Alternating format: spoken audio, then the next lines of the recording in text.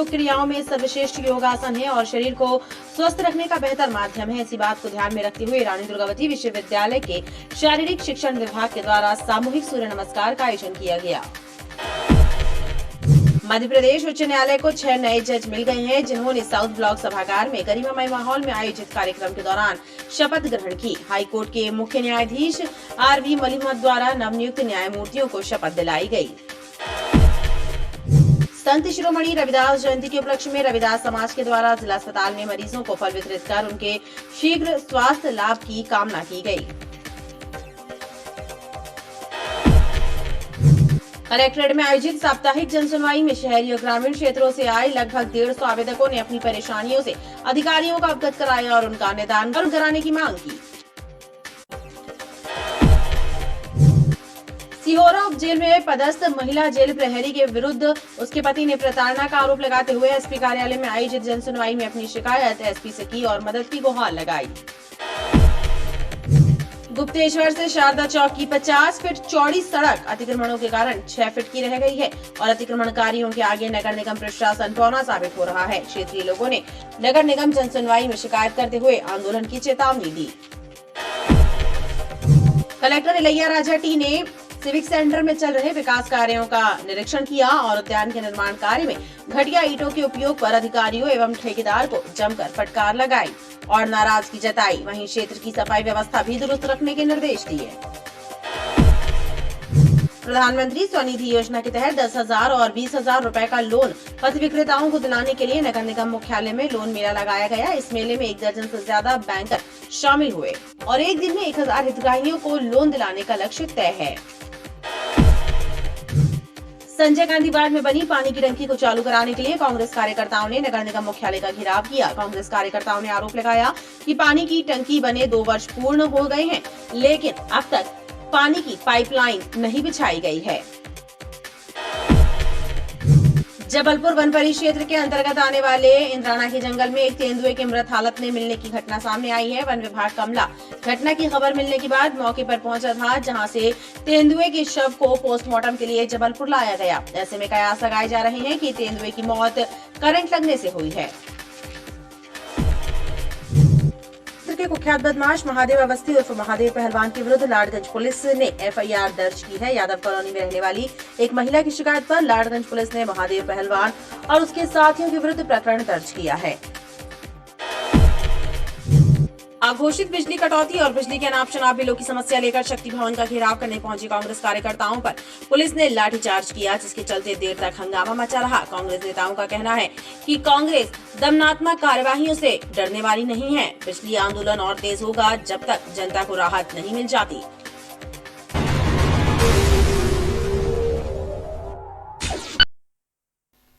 नमस्कार, स्वागत है आपका बीटीवी न्यूज में। आपके साथ मैं हूं सना और आइए खबरों की शुरुआत से पहले एक नजर डाल लेते हैं हेडलाइंस पर। हाईकोर्ट को मिले 6 नए न्यायाधीश। साउथ ब्लॉक सभागार में हाईकोर्ट के मुख्य न्यायाधीश आर.वी. मलिमत ने दिलाई नवनियुक्त जजों को शपथ। संजय गांधी वार्ड की पानी की टंकी को चालू कराने कांग्रेस ने किया नगर निगम का घेराव, देर तक मचा रहा हंगामा। इंद्राना के जंगल में मृत पाया गया नर तेंदुआ, करंट लगने से मौत होने की आशंका। वन विभाग ने कराया तेंदुए के शव का पोस्टमार्टम। पशु चिकित्सकों ने कहा डिटेल पोस्टमार्टम रिपोर्ट से हो सकेगा मौत के कारणों का स्पष्ट खुलासा। और बिजली की सब कांग्रेस कार्यकर्ताओं ने किया शक्ति भवन का घेराव, पुलिस ने किया लाठीचार्ज, कई कार्यकर्ता हुए घायल, देर तक मचा रहा हंगामा।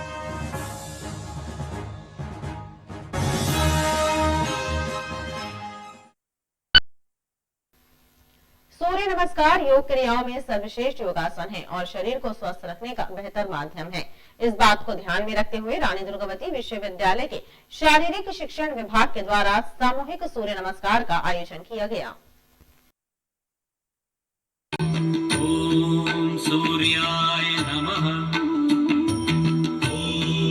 रानी दुर्गावती विश्वविद्यालय के शारीरिक शिक्षण विभाग द्वारा सामूहिक सूर्य नमस्कार का आयोजन किया गया, जिसमें युवाओं ने बढ़ चढ़कर हिस्सा लिया।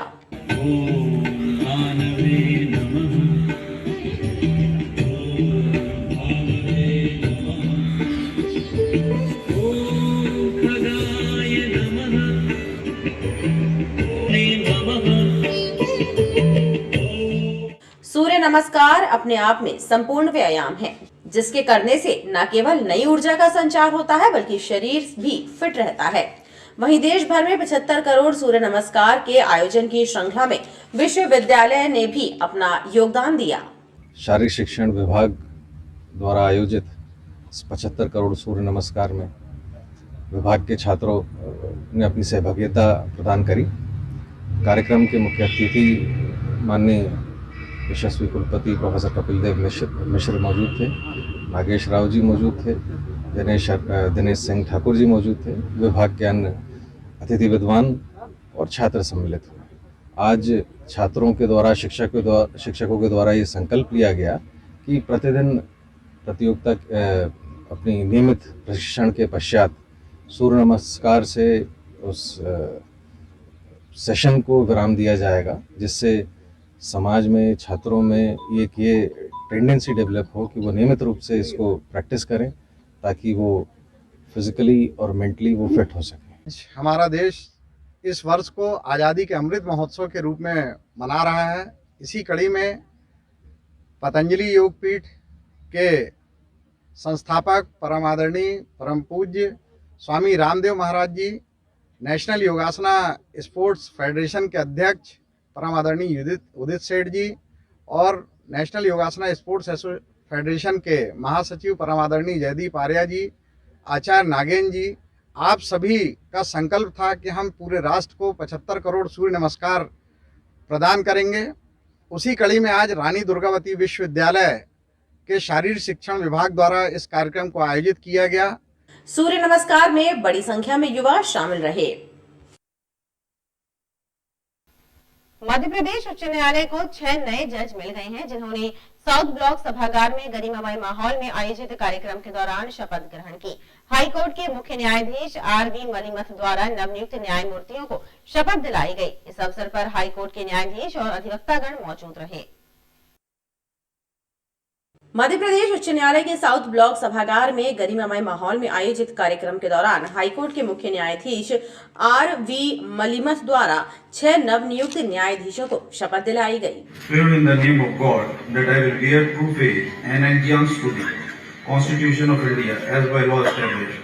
That I will uphold the sovereignty and integrity of India. That I will uphold and sovereignty and integrity of India. That I will duly and faithfully and to the best of my ability, knowledge and judgment perform the duties of my office without fear or favor, affection or ill will. Madhya Pradesh उच्च न्यायालय के नवनियुक्त न्यायाधीशों ने सच्चाई की राह पर चलकर पीड़ितों को इंसाफ दिलाने और दोषियों को सजा दिलाने का संकल्प लिया। नवनियुक्त न्यायाधीशों में जबलपुर से मनिंदर सिंह भट्टी, ग्वालियर के द्वारकाधीश बंसल, इंदौर के मिलिंद रमेश कड़के, उज्जैन के प्रकाश चंद्र गुप्ता, इंदौर के दिनेश कुमार पालीवाल और बालाघाट के अमरनाथ केशरवानी शामिल थे। संत शिरोमणि रविदास जयंती के उपलक्ष्य में रविदास समाज के द्वारा जिला अस्पताल में मरीजों को फल वितरित कर उनके शीघ्र स्वास्थ्य लाभ की कामना की गई। मन चंगा तो कटौती में गंगा, इसका प्रत्यक्ष प्रमाण पेश करने वाले संत शिरोमणि रविदास महाराज की जयंती के एक दिन पूर्व मंगलवार को रविदास समाज के द्वारा जिला अस्पताल में मरीजों को फल वितरित कर उनके शीघ्र स्वास्थ्य लाभ की कामना की गई। वरिष्ठ समाज सेवी मुन्नीलाल अहिरवार जी द्वारा, जो कि हमारे समाज में भी बहुत बड़ा उनका योगदान होता है, उनके द्वारा हर वर्ष गुरु रविदास जी की जयंती के उपलक्ष्य में एक दिन पहले अनाथालय में जिस प्रकार से फल वितरण, मिष्ठान वितरण का आयोजन किया जाता है, तो हर वर्ष की तरह इस बार भी जो है विक्टोरिया में जितने भी हमारे मरीज हैं उनके बीच में जाके हमारे सभी समाज सेवियों के द्वारा हमारे मुन्नीलाल अहिरवार जी के सौजन्य से ये कार्यक्रम किया जा रहा है। गुरु जी ने कहा था हम गरीब लोगों की सेवा करना चाहिए, उनकी पीड़ा से हम लोग पूरी समाज हमारी इस कार्यक्रम में आई है। मैं उस कार्यक्रम में बालकृष्ण भैया जी, संत रविदास जी ने क्या कहा है? संत गुरु रविदास जी ने कहा था कि मानव सेवा गरीबों की करना चाहिए, उसी के विचार उन्हीं के माध्यम से हम लोग सब कर रहे हैं। इस अवसर पर रविदास समाज के सदस्य मौजूद रहे। कलेक्ट्रेट में आयोजित साप्ताहिक जनसुनवाई में शहरी और ग्रामीण क्षेत्रों से आए लगभग 150 आवेदकों ने अपनी परेशानियों से अधिकारियों को अवगत कराया और उनका निदान कराने की मांग की। कलेक्ट्रेट में आयोजित हुई जनसुनवाई में आर्थिक मदद की दरकार लेकर आई सरिता गोस्वामी और पुष्पा गोस्वामी ने अधिकारियों से अपनी परिस्थिति का हवाला देते हुए आर्थिक सहायता देने की मांग की। मैं जन सुनवाई में कलेक्टर महोदय जी के पास अपनी फरियाद लेके खड़ी हुई हूँ, क्योंकि मुझे 4 साल से पैरालाइज हुआ है। लकवा की मैं पेशेंट हूँ। मेरी आर्थिक स्थिति अच्छी नहीं है, जो कि मेरा मेडिकल हॉस्पिटल में इलाज चल रहा है। 4 वर्षों से मैं पुनर्कर डॉक्टर के पास मेरा इलाज चल रहा है। वहाँ से मुझे जो दवाई मेडिसिन बाहर से लिखी जाती मैं असमर्थ हूँ, उसमें ले नहीं सकती हूँ। मैंने 4 साल में कई बार प्रयास किया कि मुझे सरकार से विकलांग सर्टिफिकेट मिले और पेंसिल का लाभ मिले, ताकि मेरा निरस्त हो चुका है कई बार, पर मुझे कोई सहायता राशि नहीं दी जा रही है। इसकी वजह से मैं कलेक्टर महोदय जी के पास में अर्जी लेके खड़ी हुई हूँ। कृपा मुझे इन चीज़ों का, विशेष करके मेरी दवाइयों का और विकलांग सर्टिफिकेट के मुझे जारी करने के आदेश करें। कभी किसी गरीब के घर में जाके देखती है कि क्या समस्या है, उनके पास क्या चीज़ नहीं है, किससे उनको लाभ दिया जाए, आप बताइए। पटेल नगर से आए मोनू अवस्थी ने नाली निर्माण कराने की मांग की है। उनके द्वारा अधिकारियों को नाली निर्माण न होने से घर में पानी भरने का हवाला कर जल्द से जल्द नाली बनवाने पर जोर दिया है। हम लोग पटेल नगर महाराजपुर से आए हैं, वार्ड नंबर 75 सोहागी से। हमारे यहाँ ना पर्याप्त निकासी की व्यवस्था है। नाली आगे जाकर बड़े नाले से मिल रही, जो कि बहुत ऊंचा है, उसको नीचा करने के लिए, और ना ही पक्की नाली निर्माण है कोई। 2017 से लगातार हम प्रयास कर रहे हैं। पिछली बार भी कलेक्टर महोदय जी को, कमिश्नर महोदय जी को, नगर निगम सभी को एप्लीकेशन दे के हम थक चुके हैं। हम चाहते हैं कि हमारा पर्याप्त निराकरण हो, क्योंकि बरसात में घरों के अंदर पानी है, अभी भी हमारे घर के अंदर पानी है। महाराजपुर निवासी सोनेलाल ने स्वयं की जमीन पर हुए फर्जीवाड़े की शिकायत की। ये हमारा जो बाजू वाला काश्तकार है सहदेव उर्फ रज्जू, ये हमें 4 साल से परेशान कर रहा है। उस समय हम अपना केस SDM साहब के यहाँ लगाए थे, तो वो केस हमारे पक्ष में 26/6/2019 को हमारे पक्ष में आदेश पारित कर दिया गया था। मामला पारित होने के बाद दोबारा इसने फिर मेरे को परेशान किया है। उसके लिए मैं साहब के पास आया हूँ मिलने के लिए, साहब को बताने के, साहब को अभी भी परेशान कर। एक बार इसका निपटारा हो चुका था मेरे पक्ष में, उसके बाद कुछ दिन शांत रहे और अभी 2021 से फिर मेरे को परेशान कर रहा है। जनसुनवाई में लगभग 150 शिकायतें आईं। सिहोरा उपजेल में पदस्थ महिला जेल प्रहरी के विरुद्ध उसके पति ने प्रताड़ना का आरोप लगाते हुए एसपी कार्यालय में आयोजित जनसुनवाई में अपनी शिकायत एसपी से की और मदद की गुहार लगाई। महिला जेल प्रहरी के पति का आरोप है कि उसकी पत्नी उसे झूठे प्रकरण में फंसाने की धमकी दे रही है। पुलिस अधीक्षक के दरबार में हर मंगलवार की तरह इस बार भी शहरी और ग्रामीण इलाकों से आए आवेदकों की भीड़ लगी रही। इन्हीं में शामिल सचिन सिंह ने एक शिकायत देते हुए सिहोरा उपजेल में पदस्थ अपनी जेल प्रहरी पत्नी पर प्रताड़ना का आरोप लगाया है। उसका आरोप है कि उसकी पत्नी के द्वारा उसके विरुद्ध झूठा प्रकरण दर्ज करवा के उसे फंसाया जा रहा है, लिहाजा इसकी निष्पक्ष जाँच की जाए। मेरी वाइफ की शादी के बाद जॉब लगी थी, जो कि वो सिहोरा जेल में जेल प्रहरी के पद पर है। उसने हम लोग को शुरू से प्रताड़ित किया है। शादी के बाद से ही, जब से उसकी नौकरी लगी तब नौकरी के पद का दुरुपयोग करते हुए मेरे घर वालों को मुझे हमेशा धमकी देती रहती थी कि तुम लोग इसमें फंसा दूंगी, उसमें फंसा दूंगी, मैं जैसा कर रही मुझे करने दो। ना ही वो अपना ट्रांसफ़र कराती थी, ना आगे परिवार नियोजन के लिए सोचती थी। आज उसने कल क्या हुआ कि हम लोग को सिहोरा जेल से फ़ोन आया, सिहोरा थाने से। सिहोरा थाने में ये बोला गया हम लोग से कि आपकी वाइफ आपका कंप्लेन करने के लिए आई है, आप अपने परिवार के साथ आइए, हम लोग आपका पक्ष सुनना चाहते हैं, बिना पक्ष सुने आप कोई कार्रवाई नहीं करेंगे। लेकिन हम लोग को वहाँ बुलाया गया, हम लोग की कोई पक्ष नहीं सुना गया, ना हम लोग की कोई सुनवाई की गई। हम लोग ने मैडम से हाथ जोड़ के बोला कि मैडम हम लोग की बात सुन लीजिए एक बार, हम लोग का पक्ष सुनिए, आपने पक्ष सुनने के लिए बुलाया था। बोलते हम लोग कुछ नहीं कर सकते, मेरे हाथ में कुछ नहीं है, मेरे को ऊपर से कार्रवाई करने का आदेश आया, ऊपर से प्रेशर है। रीवा कॉलोनी से आई पूनम कुशवाहा ने भी पति की प्रताड़ना से संबंधित शिकायत देकर मदद की गुहार लगाई है। अपने पति और मेरे सास ससुर के खिलाफ कार्रवाई करवाने के लिए कि मेरे 2 छोटे छोटे बच्चे हैं, मेरे साथ रोज़ मारपीट करते हैं और उसके बाद खाना खर्चा कुछ भी नहीं कर रहा है, स्कूल की फीस नहीं देता है, मेरे साथ मारपीट, ना घर का खाना खर्चा कुछ भी नहीं चलाता है। और 15 मई 2015 को हुई थी मेरी शादी कोर्ट मैरिज। गोहलपुर सब्जी मंडी में दुकान लगाने वाले सब्जी विक्रेता मोहम्मद ताहिर ने मारपीट की शिकायत की है। मैं गोहलपुर सब्जी मंडी में मैं दुकान लगाता हूँ। मेरी दुकान गोहलपुर में है और मोहम्मद रफ़ीक करके एक आया और मेरे से कहने लगा यहाँ से दुकान हटाइए। मैंने दुकान का अलग नहीं किया तो उसने मेरे को गंदी गाली दिया। गाली देने के बाद मेरे पास मारा पीटा मारा पीटी किया। उसके बाद मेरे को धारदार हथियार से गले पे वार किया। मैंने थाने में FIR करवाई तो थाने वाले कहते रहे तुमने अपने हाथ से काट कर आए हो। उसके बाद कहा कि कुछ नहीं हुआ, पर मेरा जब ब्लड ज़्यादा बहने लगा तो मेरे को मुलाहिजे पे ले गए। मुलाहिजे से ले जाने के बाद कहते आप जाइए।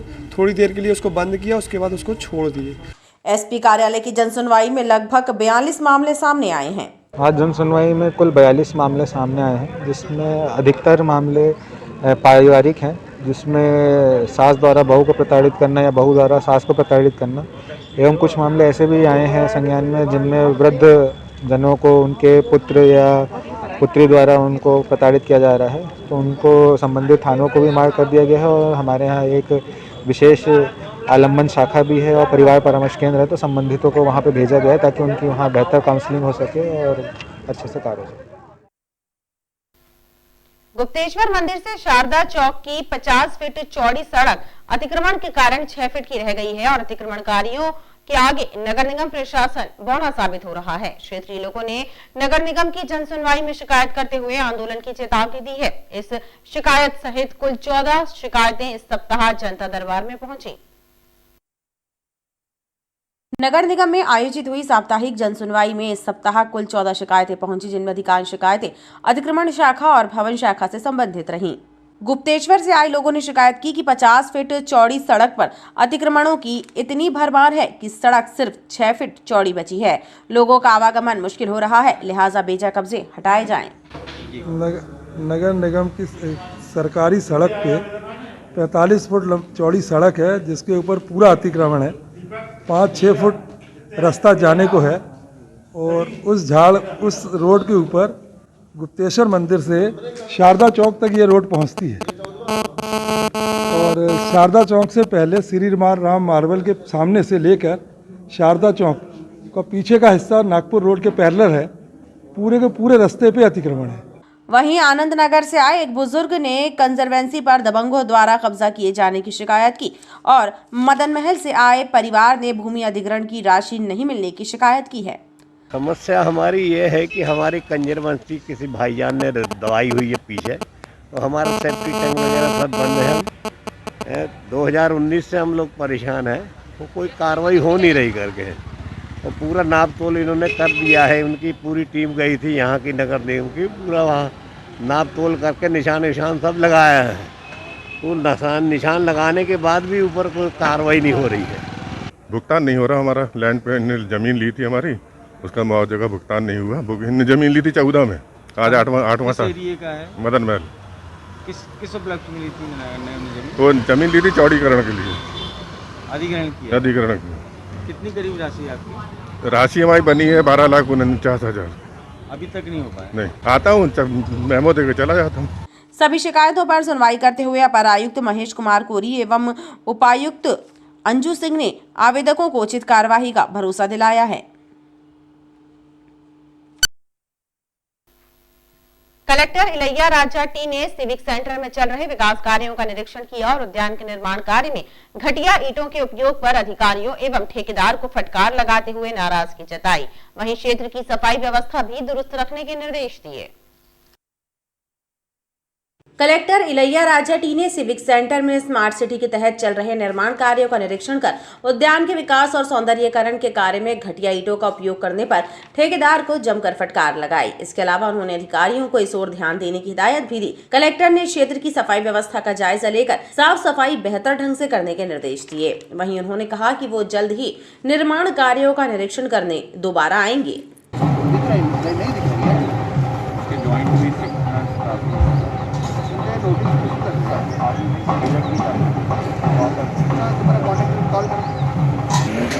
कोई भी धरना प्रदर्शन होगा तो इसलिए इस जगह पे स्टेप्स दे करके सर यहाँ पर मतलब बचेगा ये वाला धरना प्रदर्शन। प्रधानमंत्री स्वनिधि योजना के तहत 10,000 और 20,000 रुपए का लोन पथ विक्रेताओं को दिलाने के लिए नगर निगम मुख्यालय में लोन मेला लगाया गया। इस मेले में 1 दर्जन से ज्यादा बैंकर शामिल हुए। एक दिन में 1,000 हितग्राहियों को लोन दिलाने का लक्ष्य तय है।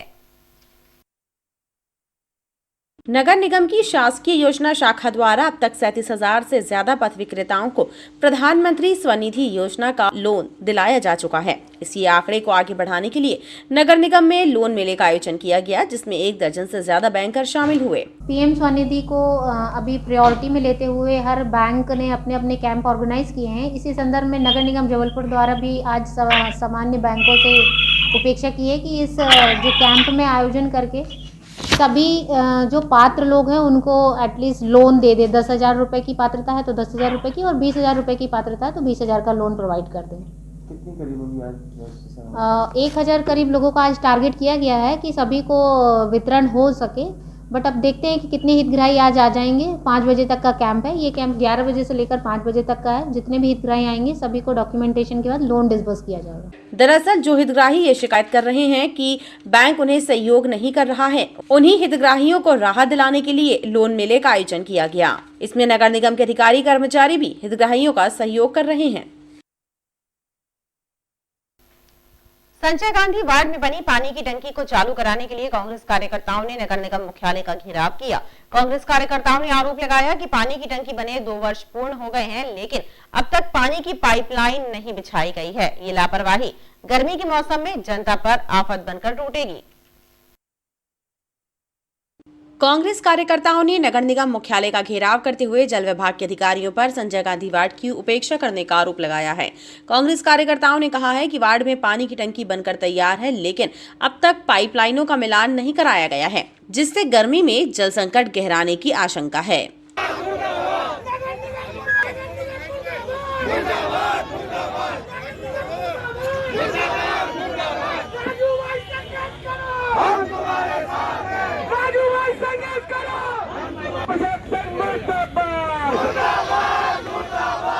आज लगभग 2 वर्ष पहले टंकी बनकर तैयार है। कहीं लॉकडाउन का बहाना तो कहीं ये सिंगल टेंडर का बहाना। इन्होंने आज तक पाइपलाइन का कार्य नहीं किया। अब मार्च अप्रैल में हमारे वार्ड में पानी के लिए जनता दर-दर भटकेगी। अगर 15 दिनों में इन्होंने पानी की टंकी हमारी चालू नहीं की तो हम बृहद आंदोलन करेंगे। जनप्रतिनिधियों ने आरोप लगाया है कि पूर्व विधानसभा क्षेत्र के साथ भेदभाव हो रहा है, लेकिन अब इस पक्षपात को बर्दाश्त नहीं किया जाएगा। 2 साल में 5 टेंडर हो चुके हैं। 5 टेंडर हो चुके हैं। आम जनता की मांग है और आक्रोश है कि सिर्फ टंकी देख के कब तक वो अपनी प्यास को बुझाते रहेंगे, कब तक अपने आप को दिलासा देते रहेंगे। अब पानी सर के ऊपर हो रहा है। यदि हमारे सर के ऊपर पानी हो रहा है और नगर निगम नहीं चेत रही तो हम नगर निगम का पानी उतार देंगे। हमने 15 दिन का अल्टीमेटम दिया, 15 दिन और एक्स्ट्रा दे रहा है, या 15 और रख लो। अगली 15 तारीख को हम मिलेंगे इसी स्पॉट पे, फिर व्यापक आंदोलन होगा और इसकी पूरी जवाबदारी नगर निगम प्रशासन की होगी। विरोध प्रदर्शन और घेराव के चलते नगर निगम मुख्यालय के सामने देर तक हंगामा मचा रहा। कांग्रेस कार्यकर्ताओं ने चेतावनी दी कि यदि 15 दिनों के भीतर पानी की टंकी चालू नहीं हुई तो उग्र आंदोलन किया जाएगा। अघोषित बिजली कटौती और बिजली के अनाप शनाप बिलों की समस्या को लेकर शक्ति भवन का घेराव करने पहुंचे कांग्रेस कार्यकर्ताओं पर पुलिस ने लाठीचार्ज किया, जिसके चलते देर तक हंगामा मचा रहा। कांग्रेस नेताओं का कहना है कि कांग्रेस दमनात्मक कार्यवाही से डरने वाली नहीं है। बिजली आंदोलन और तेज होगा जब तक जनता को राहत नहीं मिल जाती। अघोषित विद्युत कटौती और बिजली के अनाप शनाप बिलों के खिलाफ कांग्रेस द्वारा आंदोलन चलाया जा रहा है। इसी कड़ी में कांग्रेस कार्यकर्ता शक्ति भवन का घेराव करने पहुंचे, जहां पहले से तैनात पुलिस फोर्स ने उन्हें रोकने के लिए वाटर कैनिंग की। जब आंदोलनकारी नहीं रुके तो पुलिस ने भीड़ को तितर-बितर करने के लिए लाठीचार्ज किया, जिसमें कई युवा कांग्रेस कार्यकर्ता घायल हो गए। शक्ति भवन के सामने देर तक हंगामा मचा रहा।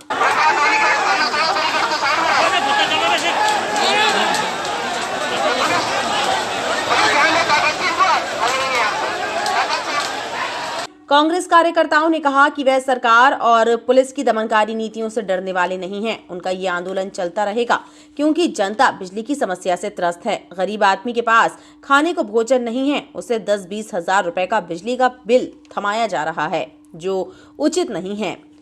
हम जनता की लड़ाई लड़ने आए और जो जनता ने ताकत दी है उसी का प्रयोग यहाँ कर रहे हैं। और हमें विश्वास है आने वाले समय में जनता मुंह तोड़ जवाब, जो आप ये कालापन दिखा रहे हैं, लोगों को दमन कर रहे हैं डंडे के बल पर, इसको हम जनता के सहयोग से जरूर कुचलेंगे। हम लोगों के ऊपर लठ मारे गए, वाटर कैनन का प्रयोग किया गया। हम लोग सिर्फ बात करने आए थे अधिकारियों से कि आप बिजली का बिल जो आपने कहा था वो आम जनता का माफ करिए। लाखों लोग, करोड़ों लोग मध्य प्रदेश में बिजली के बिल से, अनाप शनाप बिल से परेशान है। हम लोग आज आपने जो हमारे साथ किया है हम इसको याद रखेंगे। आने वाले समय में कांग्रेस की सरकार आएगी, आम जनता को हम ये वचन देते हैं, हम अपनी सरकार से गुजारिश करेंगे और कोविड काल के बिजली के बिल को माफ करेंगे। आप सबसे आह्वान है आम जनता से कि आप असहयोग करें और बिजली का बिल जो ये नाजायज तरीके से आपसे ले रहे हैं उसे ना भुगतान करें। देखिए, ये पुलिस की और भारतीय जनता पार्टी सरकार की गुंडागर्दी है। आज आम गरीब खून के आंसू रो रहा है क्योंकि उनके यहाँ बिजली के बिल ज़्यादा दिए जा रहे हैं और जमा नहीं कर रहा तो उसकी बिजली काट रहे। मैं प्रत्येक गांव में जाता हूं तो जब लोगों की एक ही मांग रहती, भैया हमारे पास खाने पैसे नहीं हो, बिजली के बिल ज़्यादा दे रहे हैं। आज युवा कांग्रेस के प्रधान में हमारे प्रदेश अध्यक्ष के साथ हमारे सम्मानित सभी विधायकगण थे, सभी युवा साथी वरिष्ठ कांग्रेस नेता थे। शांतिपूर्ण तरीके से हम लोग ज्ञापन देना चाह रहे थे। पुलिस ने पहले पानी चलाया, वहाँ तक तो ठीक था, लेकिन सिर पे चोट मारना ये कहाँ का लोकतंत्र है? ये देखिए, आप सिर पे इतने जोर से चोट मारी जो कि सिर पे कभी मारा नहीं जाता, लेकिन सिर पे इस तरह से चोट करना इस बात को सिद्ध करता है कि भारतीय जनता पार्टी सरकार बेलगाम हो चुकी है और पुलिस का उसके हाथों में नियंत्रण नहीं है। जब मुझे इस तरह से डंडा मार सकते सिर पे, सिर की चोट गंभीर चोट मानी जाती है। आप हाथ पैर में मान लीजिए, कोई दिक्कत नहीं। अगर अधिकारी आ जाते ज्ञापन लेने और सबकी मांग सुनने तो ये नौबत ना आती। कांग्रेस कार्यकर्ताओं ने आरोप लगाया कि जनता की आवाज को पुलिस के दम पर दबाने की कोशिश की जा रही है। बड़ी शर्म की बात है, पुलिस खाकी वर्दी को आगे करके जिला प्रशासन का एक आदमी, एमपीवी से संबंधित कोई भी सीएमडी, कोई एक सड़ा सा इंजीनियर तक बाहर नहीं आया। तो ये क्या कुर्सियों में अपने पैसे भर रहे हैं? ये काला धन इकट्ठा कर रहे हैं, माननीय मामा जी के पास भेज रहे हैं कि मोदी जी के पास भेज रहे हैं? ये एक चर्चा का विषय है। हम गरीब जनता के लिए आए थे, हम अपनी संस्कारधानी जबलपुर की जनता के साथ हैं और हम रहेंगे। ये जो कार्य किया गया है पुलिस के द्वारा बहुत ही दुर्भाग्यपूर्ण है और आने वाले समय में इसे विकट आंदोलन हम करेंगे। हम कभी भी जो है पुलिस की लाठियों से डरने वाले नहीं हैं। हम जो है महात्मा गांधी के अनुयायी हैं, महात्मा गांधी के वंशज हैं। अपनी आवाज़ शांतिपूर्ण तरीके से हम जिम्मेदार अधिकारियों तक पहुंचाते रहेंगे। पुलिस हमारे एक लाठी से हमारा सर क्या, हमारे हाथ पैर भी तोड़ दे तो जनता के हितों की आवाज़ जो है हम उठाते रहेंगे, अपनी आवाज़ बुलंद करते रहेंगे। आंदोलन में युवा कांग्रेस के प्रदेश अध्यक्ष डॉक्टर विक्रांत भूरिया भी शामिल हुए। उन्होंने आरोप लगाया कि सरकार द्वारा तानाशाही की जा रही है, गरीब परेशान है, लिहाजा जन राहत मिलने ये आंदोलन जारी रहेगा। इस आंदोलन के दौरान 100 से ज्यादा कार्यकर्ताओं की गिरफ्तारी की गई। जबलपुर वन परिक्षेत्र के अंतर्गत आने वाले इंद्राना के जंगल में एक तेंदुए की मृत हालत में मिलने की घटना सामने आई है। वन विभाग कमला घटना की खबर मिलने के बाद मौके पर पहुंचा था, जहां से तेंदुए के शव को पोस्टमार्टम के लिए जबलपुर लाया गया। ऐसे कयास लगाए जा रहे हैं कि तेंदुए की मौत करंट लगने से हुई है। जबलपुर के वन परिक्षेत्रों में वन्य प्राणियों की शिकार और उनकी मृत हालत में पाए जाने के मामले लगातार सामने आ रहे हैं। वन परिक्षेत्र के अंतर्गत आने वाले इंद्राना के जंगल में एक नर तेंदुए की मृत हालत में मिलने की घटना सामने आई है। इस घटना से वन विभाग में हड़कंप मचा हुआ है। ऐसे कयास लगाए जा रहे हैं कि तेंदुए की मौत करंट लगने से हुई है। वन विभाग कमला तेंदुए के शव को जबलपुर लेकर आया। यहां school of wild life forensic and health centre में पशु चिकित्सकों और पशु वैज्ञानिकों की टीम ने तेंदुए के शव का पोस्टमार्टम किया। पशु चिकित्सकों के मुताबिक तेंदुए की मौत 1 से 2 दिन पहले हुई है, लेकिन तेंदुए की मौत का स्पष्ट कारण डिटेल पोस्टमार्टम रिपोर्ट आने के बाद ही सामने आएगा। अभी जैसे हमें ऊपर हमें 1-2 जगह मैगेट्स जिनको कीड़े बोलते हैं वो भी मिले, तो इतना तो हम कह सकते हैं कि ये मतलब लगभग 1.5 से 2 दिन के बीच की है ये। और बाकी बॉडी इतनी फूली हुई थी, उससे भी हम कह सकते हैं कि मरे हुए 1.5 से 2 दिन हो गए हैं। और बाकी जो ऑर्गन थे वो अंदर सारे ही हम कह सकते हैं कि प्यूट्रीफाइड हो चुके, मतलब प्यूट्रीफाइड चेंजेस थे पूरे। फिर भी अब रिपोर्ट आने के बाद ही हम कुछ बता पाएंगे कि क्या है। अभी देखिए, हमें जैसे अपन कह सकते हैं कि कुछ करंट लगा है, कुछ ऐसे कुछ अभी हमें मार्क्स अभी नहीं मिले। ये भी हो सकता है क्योंकि इतनी पुरानी बॉडी हो चुकी है, तो हम उसमें कुछ भी नहीं कह सकते। पहले रिपोर्ट आ जाए, और जब क्या होता है यदि फ्रेश कोई हमारे पास कार्कस आता है तो हमारे लिए बताना और अच्छा होता है, क्योंकि ऑलरेडी जब बॉडी में प्यूट्रीफाइड चेंजेस शुरू हो गए हैं तो क्या वजह ये हम कुछ भी बताने में असमर्थ रहते हैं। क्योंकि देखते हैं रिपोर्ट क्या कहती है, पर अभी हमें ऐसा कुछ कहीं नहीं लगा कि कुछ ऐसी बात है। वन विभाग के अधिकारियों की माने तो तेंदुए की उम्र 5 वर्ष से ज्यादा की है। विभाग के अधिकारी और गश्ती दल लगातार इलाके का भ्रमण कर रहे हैं ताकि तेंदुए की मौत से जुड़े सुराग मिल सके। हालांकि वन विभाग के अधिकारी तेंदुए की मौत की वजह को लेकर स्पष्ट कुछ भी बोलने से बच रहे हैं। लगभग मतलब एडल्ट तेंदुआ है, 5 वर्ष से अधिक वर्ष का है जी। अभी ये कहा जाना कि फंदे इस तेंदुए में लगे थे या नहीं, अभी बहुत प्रीमेच्योर होगा। अभी पीएम की रिपोर्ट आ जाने के पश्चात ही कुछ कहा जा सकता है। अभी लगातार हमारी टीम इस विषय पर गश्त भी कर रही है और जो फंदे मिलते हैं जहाँ पर भी, तो वो इसे हटाते भी जा रहे हैं और लोगों को समझाइश भी दी जा रही है कि अपनी बागड़ों में सूअर वगैरह के लिए अपनी फसलों को नुकसान से बचाने के लिए फंदे ना लगाएं और इस बाबत समझाइश भी दी जा रही है।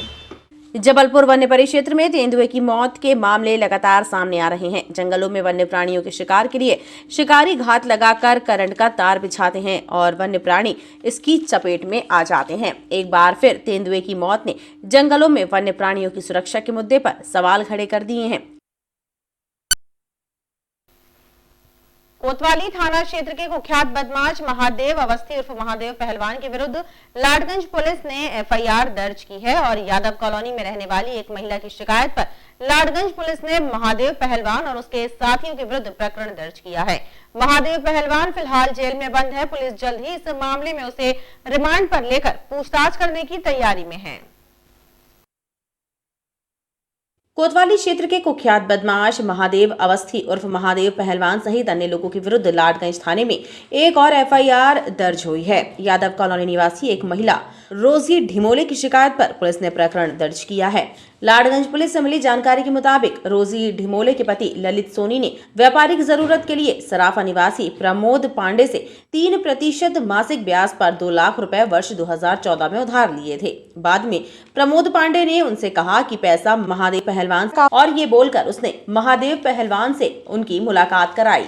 महादेव पहलवान ने 3% ब्याज की जगह उसके पति से 5% ब्याज और पैतृक संपत्ति पर कब्जे की मांग की, लेकिन जब उसके पति ने मना कर दिया तो उन्हें परेशान किया जाने लगा और धमकी देकर उनकी यादव कॉलोनी में स्थित पैतृक संपत्ति के विक्रय अनुबंध अन्य दस्तावेजों पर जबरन हस्ताक्षर करा लिए गए। पुलिस ने रिपोर्ट के आधार पर महादेव पहलवान, लता अवस्थी, प्रमोद पांडे, करण चौबे, गोविंद प्रसाद और प्रकाश चंद्र जैन के विरुद्ध धारा 34 भारतीय दंड विधान धारा 342, 384, 386 और 4 माह 5 ऋणियों का संरक्षण अधिनियम का अपराध पंजीबद्ध किया है।